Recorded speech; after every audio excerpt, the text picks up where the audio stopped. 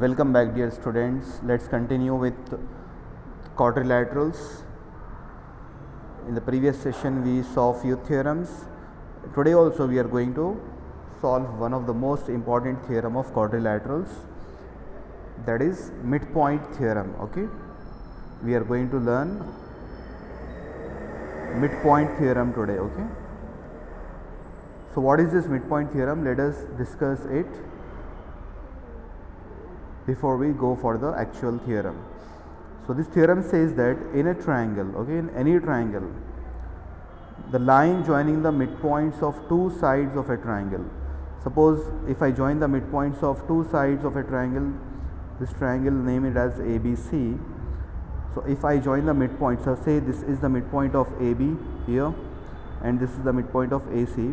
So if I join these two midpoints of these two sides, the theorem says that this line will be parallel to third side. This is the third side. Okay, so the line joining the midpoints of two sides, this is the first midpoint, this is the second.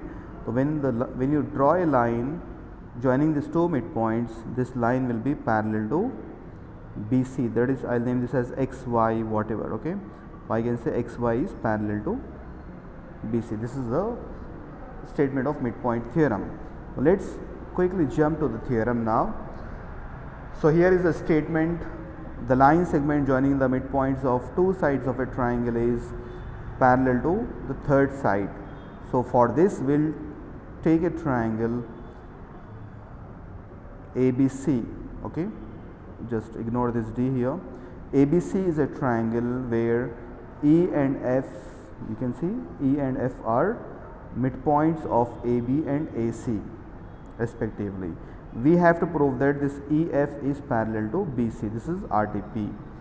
Okay, so for that we will do a construction. This is very important. Through C we will draw a line CD parallel to AB. Okay, this way we will draw a line through C parallel to AB and extend EF to meet at D. So we will extend EF which meets this line, parallel line at D. Okay, so this theorem, for this theorem only the statement will be given, or sometimes only the name of the theorem will be given. What will be asked in the exam? It will be asked state and prove midpoint theorem. Okay, this will be asked in the exam, midpoint theorem. So what you need to do there, you must write the statement also, even figure also you have to draw on your own. Only the name of the theorem will be given to you. Okay, so we have seen the given and we have seen RTP, EF is parallel to BC, and even construction. These are the three steps. Now let's go to the proof. So in the proof we'll see that now.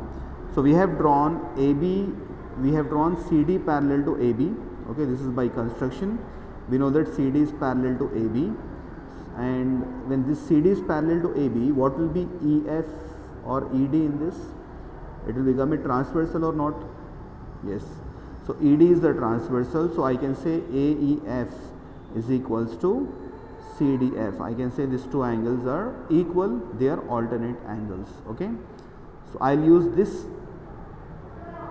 step to prove these two triangles are congruent. Okay, now let's prove this triangle AEF is congruent to CDF. Okay, how we can prove these two are congruent? I can say angle AEF is equals to CDF, but they are alternate angles. Then AFE is equals to CFD, they are vertically opposite angles. And I can say AF is equal to CF. This also I can say, because F is the midpoint. We already know that F is the midpoint. So when you have a midpoint, this part will be equal to this or not?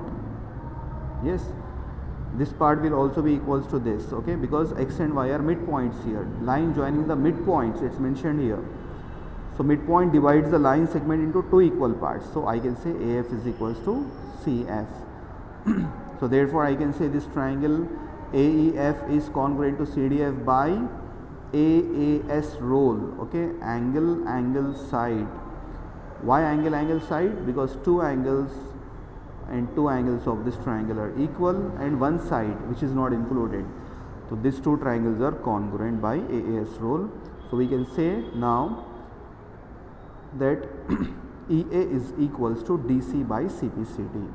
Okay, can I say EA is equals to DC by CPCD now? Corresponding parts of congruent triangles. So this EA will be equals to CD, these are CPCD. But already we know EA is equals to BE. Yes, because E is the midpoint, we already know EA is equals to B. So we can say that when EA is equals to BE and EA is equals to CD. Okay, like this is like A is brother of B and A is brother of C also. So who are B and C?